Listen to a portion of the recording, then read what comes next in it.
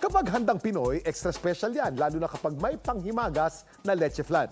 Mula sa pagkainan ng Pinoy, kinikilala na rin ito sa buong mundo. Yan ang kwentong kaling inalam ni JM Encinas. JM? Kuya Kim, from chicken inasal to lumpiang Shanghai at ngayon naman, isa sa mga paboritong dessert ng mga Pinoy ang leche flan ang kinilala ng Taste Atlas bilang isa sa pinakamasarap na custard dessert sa buong mundo.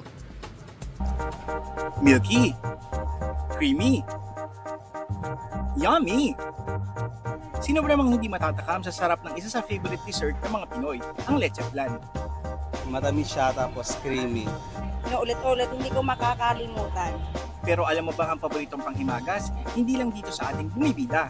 Dahil ang Pinoy favorite panghimagas na leche flan ay kinilala bilang ikatlo sa best custard recipe in the world. Ayon sa travel online food guide na Taste Atlas.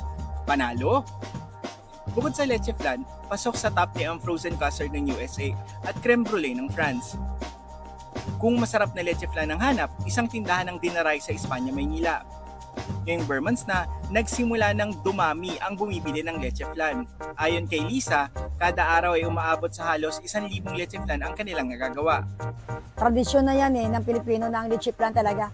Hindi po pwedeng mawawala sa atin yan kasi pinakamasarap na dessert yan Aminado si Lisa na nagtaas rin ang presyo ng kanilang leche flan dahil sa patuloy na pagtaas sa mga sangkap nito gaya ng itlog, asukal at gasol.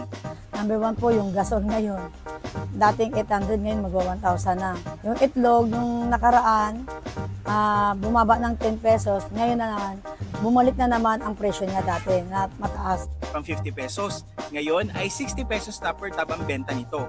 Pero kahit tumaas na ang presyo, patuloy pa rin tinatangkilik ito ng kanyang mga customer. Lalo na't ang sarap ng leche flan, world class! Live mula dito sa Espanya, Maynila, ako si JM Encinas at yan ang kwentong kalyeng dapat alam mo. Kuya Kim?